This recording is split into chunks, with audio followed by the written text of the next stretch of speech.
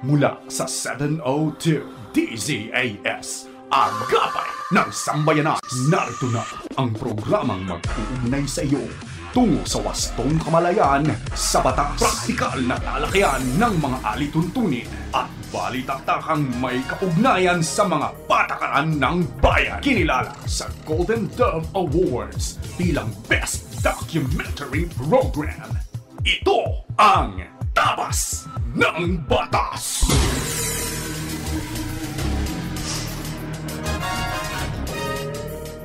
Isang magandang araw po ng Sabado ng umaga sa inyong lahat na aming mga kaagapay, mga taga-subaybay, mga tagapakinig at mga tagapanood.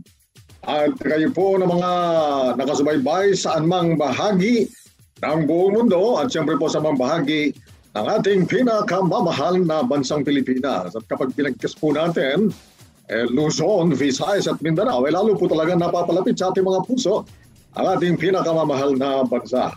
At siyempre po, lagi natin sinasabi, 7,641 ang mga isla po yan, 17 regions, 81 provinces, 1,489 na mga municipalities, 145 na mga syudad at 42,045 na mga barangays na kung saan po ay talaga namang nakakalat ang ating mga taga-subaybay. Pero ang ating panalangin, ang COVID-19 virus, we declare and decree and we pray na hindi na po kakalat dyan kung lahat po ay magtutulungan.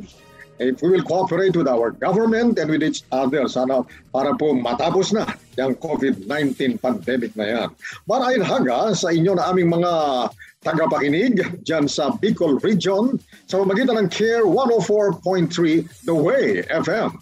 At dyan din sa Zamboanga City na nakikinig via 1116 DXAS Radio Comunidad Buenos Dias. Maging sa 1197 DXFP Davao. Happy listening sa inyong lahat dyan. Napapakinggan din tayo sa 1062 DXKI, your friendly voice sa Coronadal City. Kaya naman binabati natin ang lahat na nakikinig sa City of Coronadal at sa South Cotabato.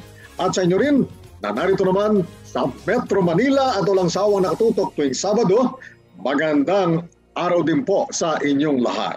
Ito ang programang Tabas ng Batas dito sa paborito ninyong himpilan na 702 DZAS FEBC Radio TV.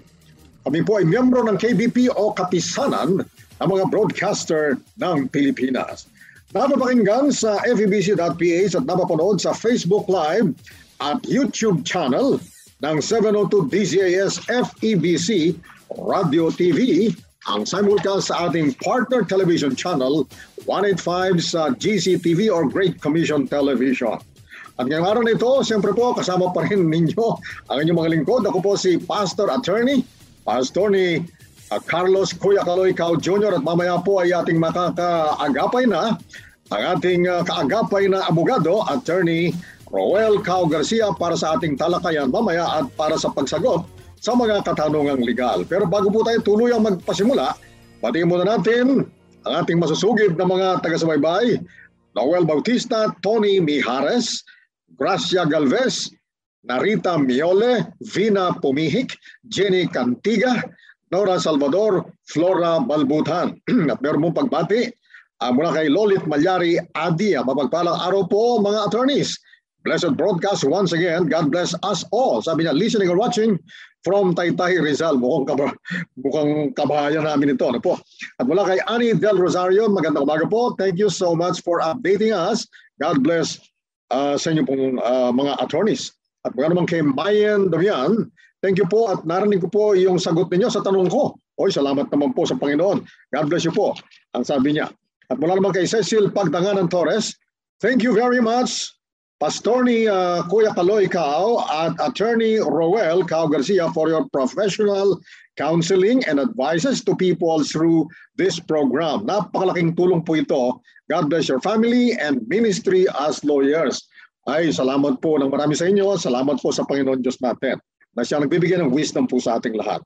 Sa puntong ito ay nais naman nating pasalamatan ang ating mga kaagapay na patuloy nating nakaka-partner sa ministry ng FEBC at sa tulong po ng Panginoon at ng inyong suporta, mahigit 7 dekada na po na ating naibabahagi ang mga tamang balita at ang mabuting balita ni Kristo. At sa mga nais naman pong maging kabahagi ng ministeryong ito ng FEBC, maaari po kayong mag-message sa FB page. At para sa iba pang detalye, maraming salamat po sa inyong lahat ng mga kaagapay. Bago po muna ang lahat ng mga dapat ninyong umangan sa ating programa, narito muna ang pinakaabangan din natin, pagkaing pangkaisipan.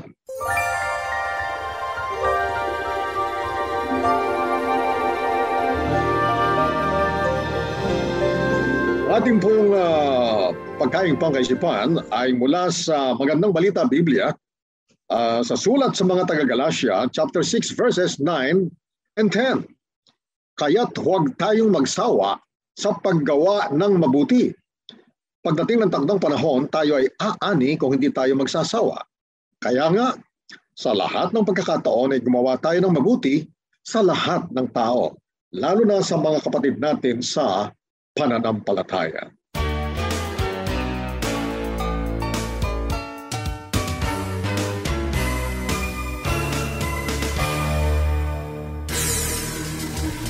Kaya naman po, aming mga kaagapay, inaanyahan namin kayo makibahagi sa ating usapan ngayong umaga. Magpadala lamang kayo ng katanungan, komento o mensahe sa ating Facebook page sa Tabas ng Batas FEBC. Sa pagbabalik po ng Tabas ng Batas, tutungo na po tayo sa ating segment na Punto por Punto. Tabas ng Batas! Ito ang 702 DZAS. 702 DZAS. Agapay ng Sambayanan. Kasapi sa KBP, kapisanan ng mga broadcaster ng Pilipinas. Paksang legal na siniksik sa mga kaalamang praktikal sa isang makabuluhang talakayan sa Punto por Punto.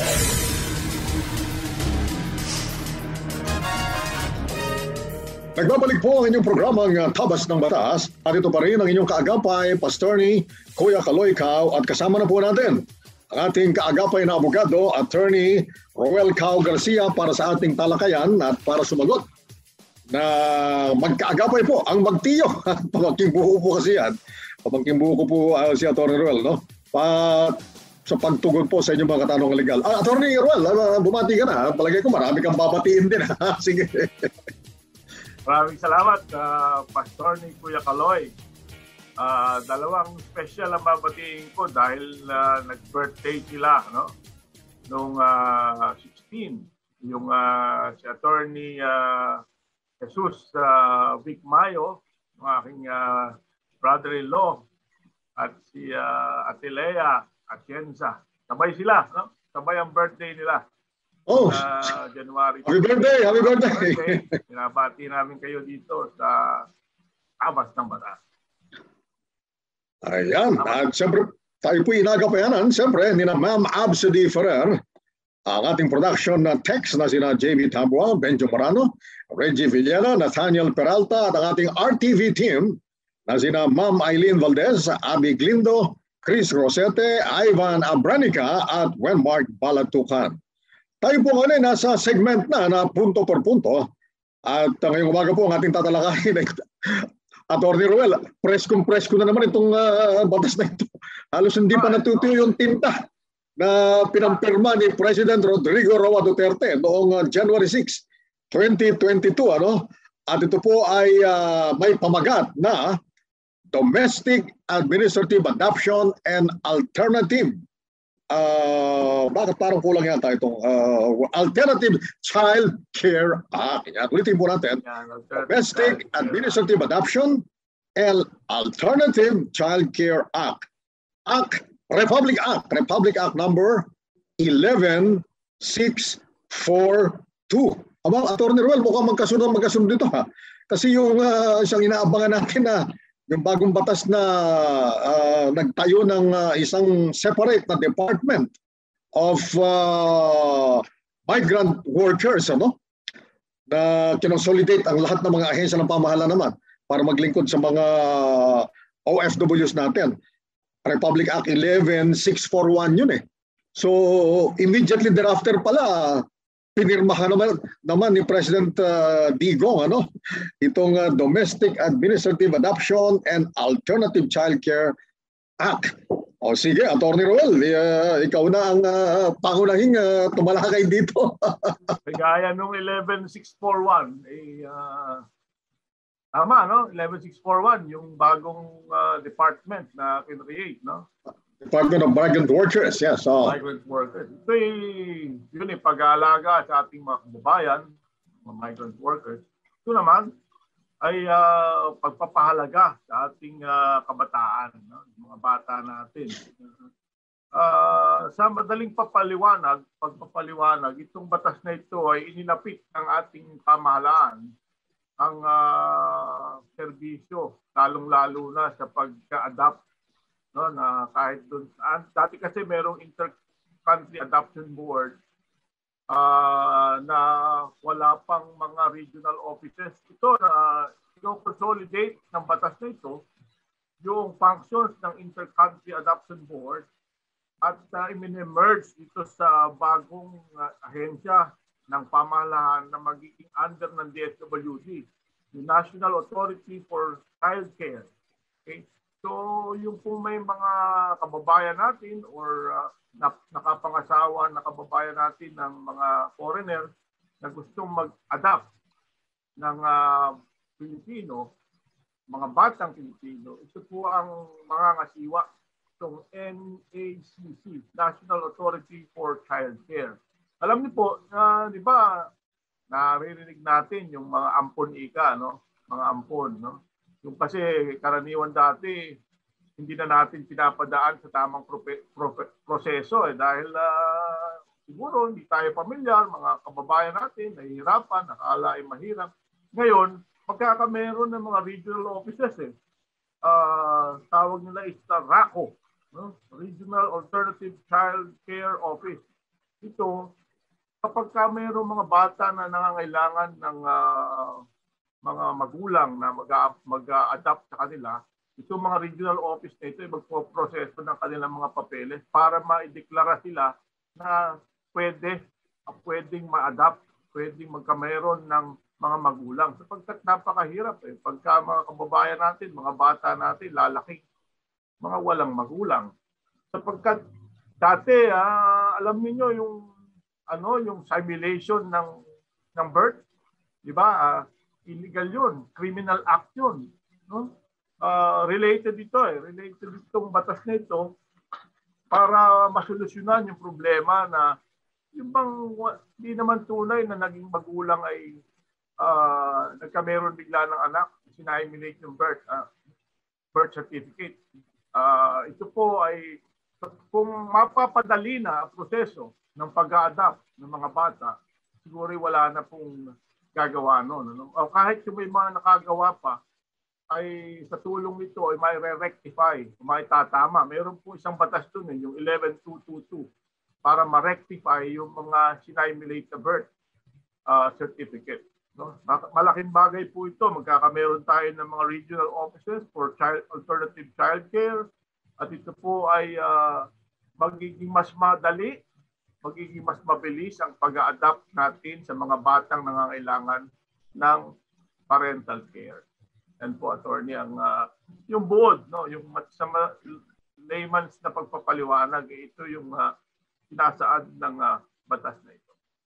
At nabanggit din lang natin kanina, Atty. Ruel, na magkasunod itong dalawang batas na ito, no? Pati yung numbering nila 11641, yung in-integrate sa isang bagong Department of Migrant Workers, yung mga responsibilidad ng POEA, yung responsibilidad halimbawa ng Office of the Undersecretary for Migrant Workers Affairs, ng DFA, sinama na rin dito, Saka may mga functions ang DSWD, sinama na rin dito sa Department of Migrant Workers, at saka yung International Labor Affairs ILAB Bureau, International Labor Affairs Bureau ng Department of Labor and Employment. Bagamat yung OWA ay nananatili pa rin separate pero attached agency. Itong bago. Ano kaya ito? Parang trend. Ito naman, pinagsama-sama. Kamukha nung paliwanag mo kanina, Atty. Ruel, sa isang tinatawag na National Authority for Child Care, NACC. CC, ano? Pinagsama-sama naman din dito. Parang nagiging trend yata ito, ano? Parang pattern.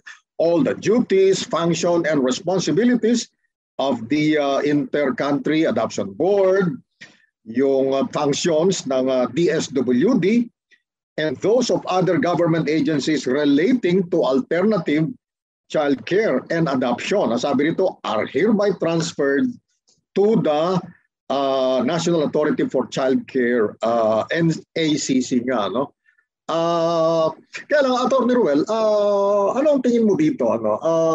Of course, dumali ngayon, ano? Na-regionalize pa nga, ano? Pero yung kaya mga unscrupulous na mga tao na kung mamadali na eka ngayon, baka yun nga, baka masamantala naman, ano? Itong pagkakataon nito, baka yung mga bata, kung kani-kanino na lang ipa-adapt, ano? Baka naman, yun nga, ulitin ko, baka samantalahin naman yan ng mga ilang unscrupulous people, unscrupulous individuals. Ano ang nakikita mong protection naman ng batas na ito? Itong preskong batas na ito, para dyan naman. Marami po itong safety nets, ano? Involved po dito yung mga DSWD. Ito po ay pinaaral nila, meron silang mga services, ano? Para ma-declare talaga na yung bata ay pwedeng sa Department of Social Welfare and Development, meron po silang pag-aaral na gagawin dito para ang mga bata at saka yung mga nag-a-apply na maging pangalawang magulang o magulang ay na-assess po nila ito. No? Na-assess po ito mabuti. Meron po sila mga study dito, mga home studies, pupuntahan po sa bahay, ini-interview po ang bata, ini-interview din ang mga magulang ang nag-a-apply para magkameron ng i-adapt na bata. Yan. Maganda yung sagot mo na yun, Atty. Ruel. At kasi maganda kasi merong ganyang klaseng reassurance. Ano? Tama po ang banggit ni Atty. Ruel. Ano? Ang hindi nawawala dito sa bagong batas na ito, at dapat lang naman talaga nandiyan at nananatili, yung paggawa ng home study. Ano? Nabanggit mo kanina, Atty. Ruel. Ano? Yung home study na yan at siyempre written report siya, no? It is still required under the new law, no, to protect the welfare of the child. Kasi po yung kumbaga parang declaration of policy po nitong batas na ito, yung pa rin the paramount interest, ano? The best interest of the child shall be the paramount consideration in the enactment of the alternative of this law on the alternative care, custody, and adoption policies of our government of the state. Ano? So yun po, nabanggit nga ni Atty. Ruel, nandiyan pa rin po yung protection. Kaya lang siyempre sa biglang tingin lang naman, ay kung purely judicial process, kung kukumpara mo sa administrative procedure, sa biglang tingin para bang magiging mas madali kaya kung administrative kaysa naman sa judicial. Kasi ang naging tingin ko, karanasan ko, Atty. Ruel, meron mga mahigpit na mga family court judges talaga. No? Meron akong isang hinawakan. Talagang dekada halos ang inaabot, Atty. Ruel. Kaya minsan may problema pagka strictly judicial process. Dito, hopefully, ang spirit behind this law, mapabilis without sacrificing the best interest of the child. Kamukha po na ipaliwanag na Atty. Ruel. Kasi Atty. Ruel. Lagi ko nga po sinasabi sa ating mga programa ng nakaraan, balancing act lagi ang ginagawa ng ating gobyerno. Yes. Isanggit dito yung about yung inulit ko kanina, yung simulation. Mabigat po ang parusa nun.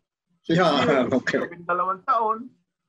Sapagkat parang inaagawan mo ng ng identity ang isang bata. Pagka simulate ka lang ng birth, hindi mo dinaan sa tamang proseso. So binanggit dito sa batas na ito na pinapaigting yung babala, no? Na hindi maaari yan sapagkat meron naman tayong mga proseso. In fact, may amnesty nga para ma-rectify yung mga fictitious, yung mga simulated birth certificate, yung mga simulated birth. So hopefully, sapagkat regionalized ito, mas malapit ang pagpapailan, meron tayong mga regional offices, mas mapapabilis, mapapadali, at magiging mas maliwanag sa ating mga kababayan. Okay, well, with that reassurance, umasa po tayo, nananalangin tayo na magiging maganda po ang implementation ng preskong batas na iyan.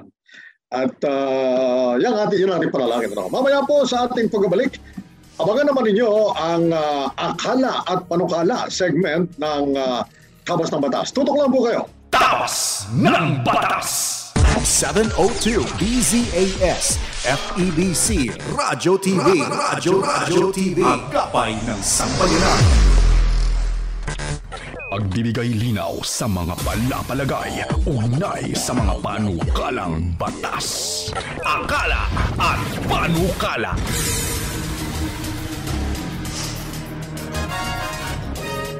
Nagbabalik ang Tabas ng Batas at kasama ninyo pa rin ang magtiyo. Pastor Kuya Kaloy-Cao at siyempre po si Attorney Roel Cao Garcia. At naroon tayo ngayon sa ating segment na Akala at Panukala, kung saan po ay bibigyang linaw natin ang mga palapalagay na kaakibat ng mga panukalang batas. At ating pong tatalakayin ngayong umaga ang House Bill number 10671. At mayroong ang proposal po yung pamagat ay Free COVID-19 Testing to Promote Labor Act. Sige nga, Atty. Roel, gamitin nga natin yung karanasan mo nung ikaw ay nasa staff ng Office of the Deputy Secretary for Legislation ng Senado. Ano ba nakikita mong importansya ng batas na ito? Ito po, panukala. Experience ko na nakikita ko yung mga senador, laging nga nasa probinsya dahil nakikipag-usap sila sa mga constituents. Yung constituency nila ay pinakikinggan. Lalong-lalo na po itong sa mga distrito, mga kongresista. Kaya itong lumalabas itong panukalang batas na ito sapagkat ito ang clamor ng tao. Itong nakikita ng mga tao na kailangan nila. Kung magpapatest ka, ikaw ang babayad niya dahil nag-a-apply ka sa trabaho ay 3,000, 2,000 ang bayad po sa COVID-19 testing. Pag bibili ka ng sarili niyong antigen kit, halos 1,000 mahigit din. No? Ngayon, kung magkakameron ito dahil sa pagpapahalaga sa mga job seekers, vulnerable workers, micro and small medium enterprises, sa ating informal economy, tutulungan natin yung ating mga kababayan na makapagpatuloy ang hanap buhay. Kung malakas ang loob natin na makasalamuha sila bukas sa ekonomiya, maganda dahil libre ang pinopropose ito, libre yung pagtetest. Maganda ito. Kung ito yung magiging batas, ngunit sa experience ko, yung batas kinakailangan lagi may akibat na kwarta. No? Sa budget. Ito ang nabasa ko ay PhilHealth muna ang sasagot habang nasa interim, no? Pero ito ay kakabit nila sa susunod na budget cycle, no? So maganda po ito sapagkat siguro eventually hindi lamang ma-delimit sa COVID-19 ang pagtetest ang ganitong bata. Siguro sa banda ron, kapag nagkameron ng katulad ng mga sitwasyon ay magiging hindi na mas napakabigat magpa-test. Siguro tama yun ang key to controlling in any disease ay testing. No? Ako po ay presidente rin ng local Rotary dito sa Batangas City, yung Rotary Club o Metro Batangas. Meron kami project yung testing ng sa blood sugar. Sapagkat pag alam mo, mataas na yung sugar mo, mag-iingat ka na. So ito naman, kapag alam mo na ikaw ay may virus, hindi ka makikipagsalamuha. Malakas ang loob natin ngayon kapag libre ang testing, sapagkat ang alam natin nakakasalamuha ay na-test na yung mga nagpagtitinda sa kalye. Kasi ito yung tinatarget ng batas na ito, ang proposed law na ito, yung mga job seekers, micro and small and medium enterprises, workers sa ating informal economy. Yan, yung mga nagtitinda, yung mga nakikita natin sa kalye, yung mga naghahanap ng trabaho. Kaya nga naghahanap ng trabaho, walang pera, tapos hihingan mo ng resulta ng RT-PCR. Saan kukuha ng pera? Wala kang pera, naghanap ka ng trabaho. Kaya maganda pong i-distill ang proposed law na ito, proposed bill, ipadaanin sa crucial at sa process para po lalong kuminang at maging kapaki-pakinabang sa mamamayan. At saka, yun nga, ang isang banggit sa panukalang batas na ito, itong proposed free COVID-19 testing would fill a gap in social welfare and pro-labor policy. Kasi nga naman, siyempre, mga mamalilit na mga gawa, lalong-lalo na yung mga nasa micro, small industries, tsaka yung nasa informal sector, kung hindi nila kakayanin talaga kung magbabayad pa ng COVID-19 testing, na-fill in nga naman yung gap, yung gap sa social welfare. At lumalabas nga na mukha naman talagang pro-labor policy ito. At ano ba ang tingin mo? Mapapabilis kaya o ano magiging takbo kaya nito? Ang hindi natin alam kung may version na sa Senado sa House ito, di ba? Alam natin na ang batas ay kinakailangan merong panukala sa lower house of Representatives, merong version dun sa upper house, yung Senado. At saka pag pareho ng may final version yan, at saka nila i-consolidate, i-reconcile nila dun sa conference committee. At kapag nagkaroon na ng enrolled bill, yun na ang dadalhin sa Pangulo ng Republika ng Pilipinas upang either pirmahan kapag aprobado sa kanya, o kaya kung di aprobado, i-veto niya. O kung minsan naman ang nangyayari ay may mga presidente, pero itong presidente natin ngayon hindi inuupuan ito. Kapag ayaw niya. Kapag naman gusto niya, ito, magkakasunod niya ito, pinipirmahan talaga kagad. Yung iba kasing presidente, uupuan para nagiging batas ka, pero inupuan naman. Hindi maganda yun. Mga naunang mga nakaraang presidente, may mga gumagawa ng gano'n. Ako, hindi ako hanga sa gano'ng klase. Anong tingin mo rito sa legislative mill, Atty. Roel? Ayaw niya. Pero naman paraan di binibito. Pagka gusto, pinipirmahan. Ito po kasi, most likely, ay meron to counterpart measure sa Senate. Sapagkat mainit ito nung napapanood ko sa telebisyon, ang pagka may mga tinatanong yung mga news anchor o mga reporters, lagi sinasabi ng mga tao sa gobyerno, testing is the key. Testing is the key. Okay. So in order for the testing is the key to really work for the people, kinakailangan hindi masyadong prohibitive ang presyo. Yeah. Oo, pagka prohibitive ang presyo, nakikinabang yung mga may kwarta na lalong dumadaan yung kwarta. Nakapag-negosyo sila ng ayos At kung pwede namang ilibre, libre na. Atty. Roel? Siyempre, marami po itong pag-aaralan dapat. Kinakailangan yung pagkukunan nito at dapat pag-aaralan mabuti. Pagkat mahirap namang ma-exhaust ang kaba ng bayan. Pero kung may mapagkukunan, bakit hindi? Yun nga mga syntaxes kaya naging syntaxes dahil may pinagagamitan lalo na itong solusyon sa pandemya. Testing is the key. I believe in that principle na ang testing ay magiging susi sa pag-solve sa pandemyang ito at sa mga susunod pa siguro. Dapat alam natin laban paano mo lalabanan kung nanguhula ka lang, di ba? So dapat alam natin. Okay, well, on that note, sige po, iwanan muna natin ang talakayan sa panukalang batas na yan. Sa ating po pagbabalik, abangan naman ninyo ang lagi niyong inaabangan na Payo de Asunto. Tutok lang po kayo dito sa Tabas ng Batas. Tabas ng Batas! 702 DZAS FEBC Radyo TV. Radyo TV. Agapay ng Sambayanan. Mga kasong bibigyang pansin at mga katanungang sasagutin. Yan ang tututukan at gagabayan ng Payo de Asunto.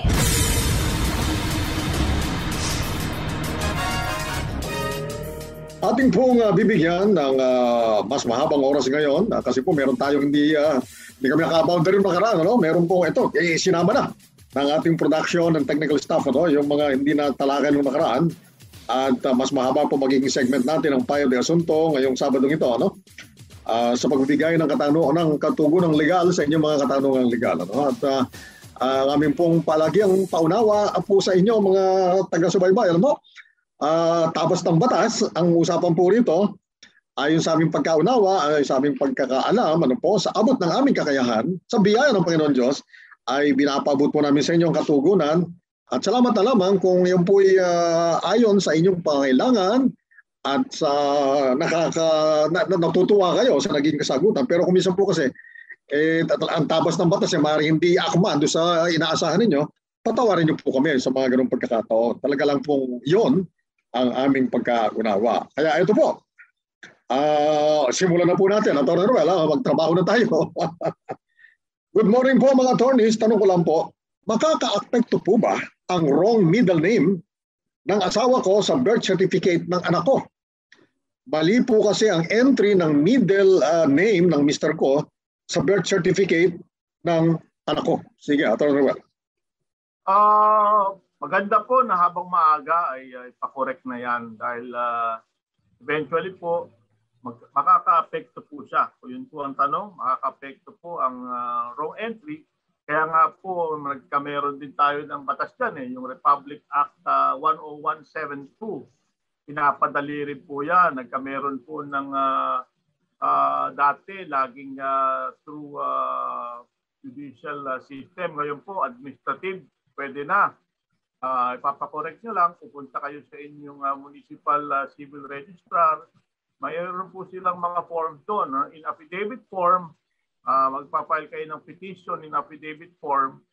Tapos i-attach ninyo yung tamang birth certificate, tamang pangalan ng inyong asawa, mga dokumento pang iba na magsasabi, na magpapatunay na mali. At meron lamang clerical error or typographical error. Yan po ay pinapayagan na doon lamang sa inyong civil registrar gagawin. Basta po obvious na typographical error lamang, mali lang yung spelling, mayroon lang na mali ang entry, ay papalitan nyo na dahil magkakameron po ng effect sa banda-banda yan. Yun, maliwanag po ang kasagutan na yun. Ano po? Ngayon po ay dumako na tayo sa sunod na tulog sa atin. Kapag naunang namatay ang anak kaysa nanay, wala na bang makukuhang parte o mana ang mga anak ng namatay? Mukhang ito, Atty. Ruel, yung ang tawag ng batas dito yung at saka ng jurisprudence, yung dapat magmana ay pinredecease niya, nauna pang namatay doon sa pagmumula ng kanyang mana. Dapat siya magmamana pero na-predecease niya yung dapat na pagmanahan niya. Sige, Atty. Ruel. Ang tanong ay wala na po bang makukuhang parte o manang mga anak ng namatay? Pero po, ang tamang tabas ng batas po dyan ay meron. Sapagkat meron po silang representation. Nire-represent nila yung kanilang nanay na namatay. No, hindi sila doon sa nanay magmamana. Kundi by fiction of law, in-elevate sila ng batas doon sa linya ng kanilang magulang para magmana doon sa pagmamanahan dapat ng kanilang ina. Okay? Dahil patay na yung kanilang ina, hindi sila magmamana doon. Pero doon sila magmamana by fiction of law. They are representing their nanay. So ang sagot sa tanong ay meron po. Okay, kasi yun nga po, meron po kasing kumbaga rule on substitution dyan. Siyempre po, magsasubstitute yung mga anak nung dapat na magmana kahit na po na-predecease niya yung panggagalingan ng mana. Maraming salamat, Atty. Ruel, doon sa paliwanag na yun. Magandang araw po mga attorneys. Tanong ko lang po, may naiwang ari-arian ng biyanang ko, 4 na lupa sa province. 10 ang kanyang anak. Ang asawa ko po ay panganay.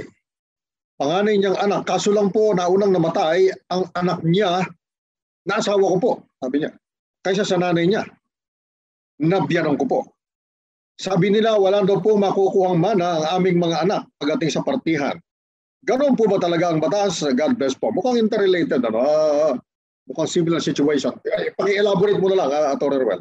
Parang isa ang tanong eh. Pero katulad ng sagot natin, tutuloy natin, by fiction of law, yung mga anak ng inyong asawa, doon sa linya niya, itinataas siya ng batas. No? Hindi sila nagmamana doon sa namatay ninyong asawa, kundi nagmamana sila doon sa inyong biyanan. Okay? Pero dahil hindi naman yun ang anak, hindi yun natawag sa batas doon hindi per capita, kundi per stirpes.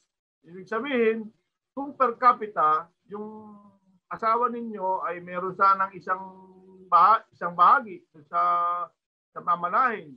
Ngunit ang nag-elevate by fiction of law, ine-elevate nga yung mga anak ninyo per stirpes yun. Ibig sabihin, kung isa ang bahagi ng inyong asawa na mapapapunta sa inyong mga anak, per stirpes, bibiyak-biyakin yun. Sa inyong mga anak. Tatlong inyong anak, divided by 3 per stirpes.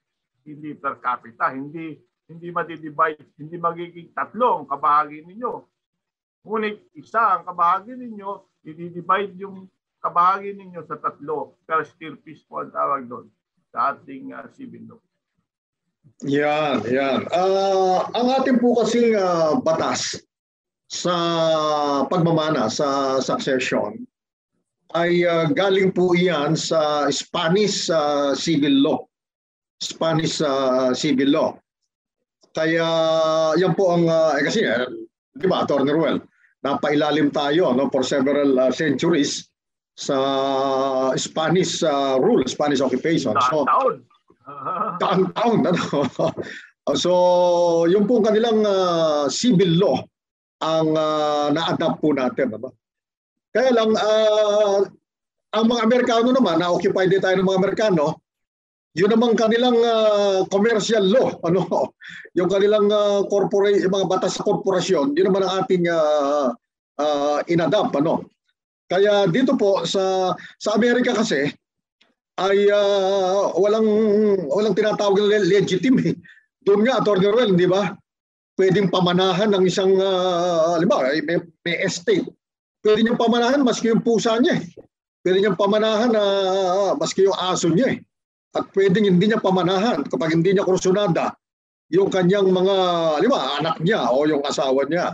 Dito po sa atin, may tinatawag na sa batas natin na nasa ilalim ng Spanish Civil Code na sinunod po natin ay meron pong tinatawag na legitim, specific po yan na mamanahin. At meron tinatawag na compulsory heirs. Yung legitim nila, hindi po pwedeng bawasan niya. Maliban kung may ginawang kasalanan na pwede siyang i-disinherit. Sa Amerika po, pag hindi ka lang kursunadang bigyan, hindi ka bibigyan. At napaganda po ng paliwanag kanina ni Atty. Ruel, kahit po naunang namatay, yung asawa ninyo na anak ng nanay, yung kanyang mga anak pwede pa rin tumaas, isa-substitute. Kaya lang, gusto ko yung paliwanag ni Atty. Ruel kanina, hindi na lang per capita. Hindi yung buong kamukha ng mamanahin sana ng tatay nila. Yung mamanahin ng tatay dapat, substituted yung mga anak, per stirpes. Yung bang bibiyak-biyakin na lamang po yun. Yan, napakaganda. Atty. Ruel, thank you very much. Sumunod na dulog, nais ko pong humingi ng legal advice regarding sa ginagawang emotional stress sa amin ng mga anak ko. Asawa ko at ng kanyang mistress. Nako, magulo itong buhay na ito ata. Kung ano-ano po ang pinopost ng mistress. Mistress, ayaw kong gamitin yung salitang Ruel, pero yun talaga yun, yung kabit Kung ano-ano po ang pinopost ng kabit sa FB account at nakakasakit sa damdamin namin ng mga anak ko. Ito actually, napasadahan na natin ng mga nakaraan. Pero sige, Atty. Ruel, isang pasada pa para makaibsan doon sa nadarama na stress nitong dumulog sa atin. Apo, pero parang counseling ang kailangan ni Ma'am eh.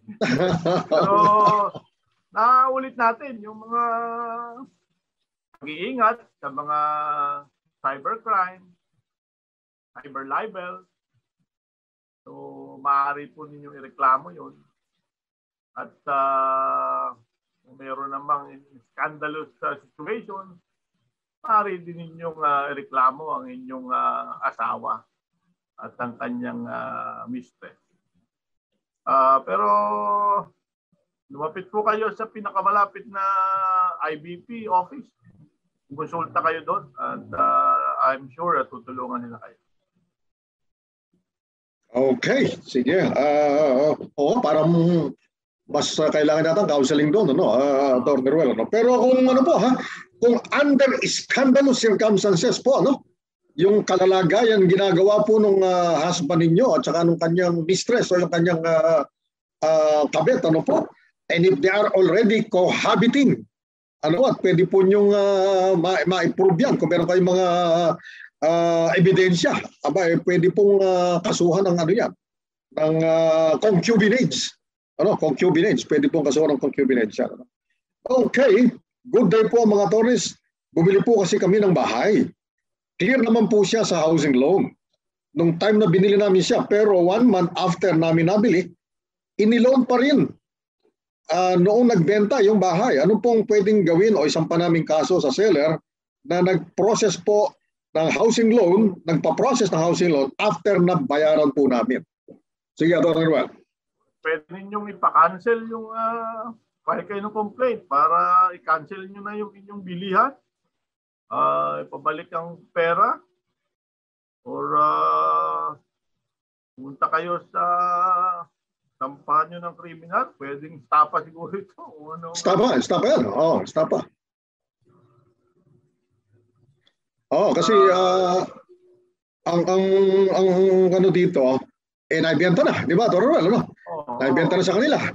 Inilo-loan nga nila ng housing loan, tapos binenta sa... tapos iniloan. Hindi sila nag-loan iniloan daw iniloan. Iniloan ulit, iniloan ulit. Maliwanag po, stapa ito. At yun po, meron po kayong legal remedy yan. Kasuhan po nyo ng stapa. Ngayon, yung unang payo mo kanina, Atty. Ruel, maganda rin yun. I-cancel na lang yung earlier nila, di ba? Yung earlier agreement. Bakit nila sasaluhin yung problema? Usapin ninyo, pagpaliwanagin niyo siya. Okay.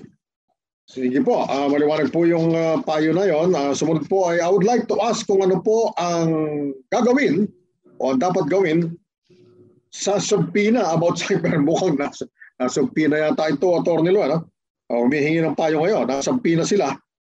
Mukhang cyber libel ang kinakasa kanila. Ano daw ang dapat gawin? Okay. So when there's a subpoena, you're just being required to present yourself or answer some question about particular facts or issues. So ang dapat nyo gawin, sagutin ninyo po. Kung ano yung sinasabi sa subpoena, sabi doon, i-present ninyo ang inyong sarili, sagutin ninyo. Kung ano man po yung tinatanong dun sa subpoena na natanggap ninyo. Okay, at yan po ang payo namin, kasi merong misconception, merong maling akala ng ating ilang mga kababayan, na kapag merong dumating sa kanila na subpoena, akala nila, Atty. Ruel, pagka in-ignore nila, hindi nila pinansin o hindi man ni-receive, akala nila ganun-ganun lang yon. Hindi po, delikado po kayo riyan. Ang subpoena po kasi utos ng pinag-a-appear kayo ng husgado o ng authority na nag-issue po niyang subpoena. Dalawang klase nga po yung subpoena. Subpoena duces tecum, kinakailangan may mga dokumento na dadalhin ninyo. Inuutosan kayo ng authority, karaniwan po, husgado yan. Magdadala kayo ng dokumento para i-present doon.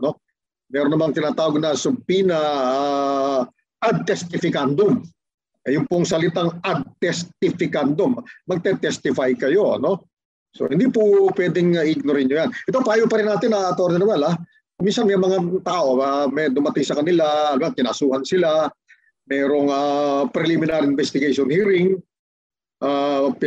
sasubmit sila ng counter affidavit. Ang katwiran nila, hindi namin tinanggap. Akala nila ganun-ganun. Pag hindi nyo po tinanggap yun, i-report lang nung Sabina server po na hindi nyo tinanggap. Mananagot po kayo. Kaya mawawalan kayo ng pagkakataon na sumagot doon sa kinakaso po sa inyo. Okay. Mga attorneys, may kakilala po akong 19 years old na lalaki na balak palitan ang apelyido niya. Ang apelyido niya po kasi ay apelyido ng nanay niya.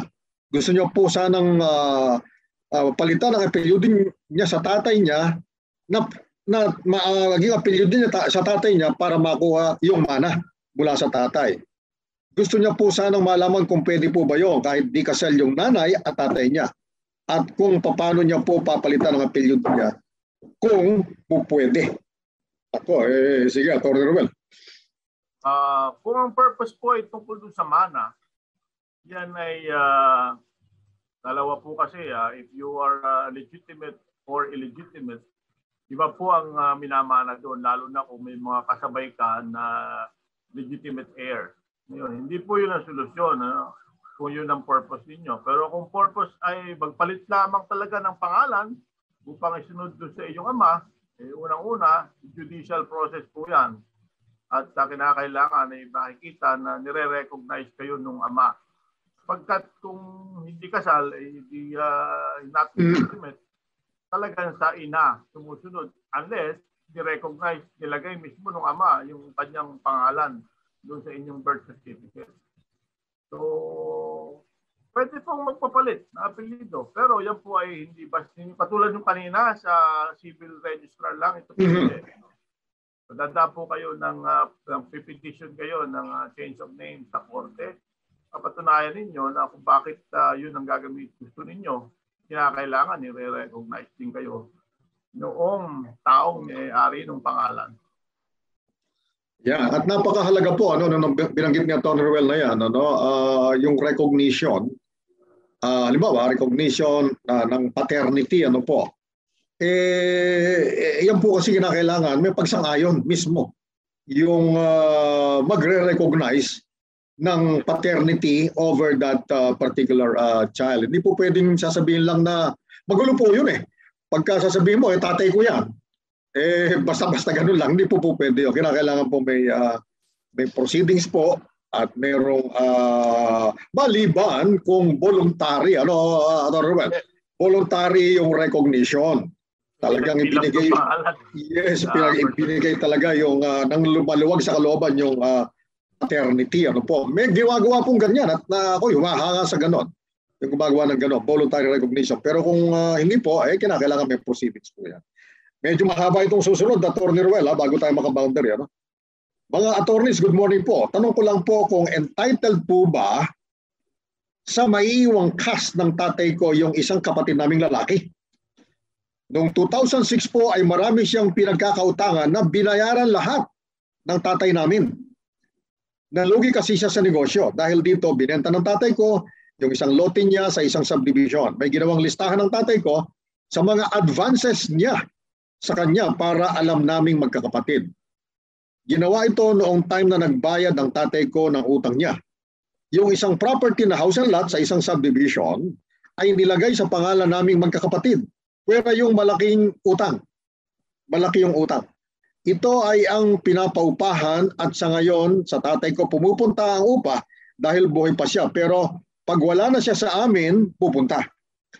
Yung mga nakapangalan sa title. Yung property na nabenta ay malaki din ang value na napunta sa pagbabayad ng utang. Salamat po. Medyo may kahabaan, Atty. Noel. Sige, whatever you are able to make out of it. Sige. Tama po ba yun? Napakaliit ko na buhay pa ang ama. Buhay pa.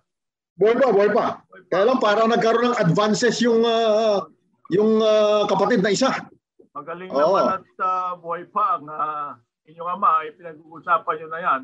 Sapagkat karaniwan sa atin sa mga Pilipino, hindi tayo gumagawa ng will, no? Sa batas po natin, sa ating civil law, dalawa yan, tinatawag na testate at intestate succession. Sinabing testate ay nagawa yan ng dokumento. Ang nagmamay-ari ng mga ng lupa o yung magpapamana. At pag intestate, pag namatay ng walang ginawang will, notaryado man o sulat lamang. Ngayon, yung tanong ninyo, mayroon tinatawag sa, kahit applicable ito sa testate at intestate succession, may tinatawag tayong collation. Collation. Sa meaning sa batas ng collation, ibig sabihin ay ina-identify mo yung mga na bigay or nagastos nung namatay, nung siya'y nabubuhay pa, o kahit nung buhay pa siya, gumawa siya ng will, nag-donate siya, sinasabi niya, i-collate natin yan ha, sa banda-bandar yan, yung mamanahin, yung estate ko, ay dadagdag natin yan, at babawas natin sa parte nung napagbigyan ko. Sa succession, sa batas sa succession, sinasabi ng batas, halimbawa ay may binayaran yung magulang na utang. Katulad nito, no? Utang sa negosyo na lugi. Utang sa negosyo, gastusin sa eleksyon at similar expenses, kinopulate yan. At binabawas dun sa magiging kaparte nung nakakuha na. Okay? So, kung yun po ang inyong purpose at talagang nilista pala ng inyong ama, yung mga utang, baka yun talaga ang gusto niya. So, i-collate ninyo sa banda-banda ron. I-collate ninyo. Halimbawa si ABC kayo, magkakapatid. Si A ay nakatanggap na ng so much. I-collate ninyo yon.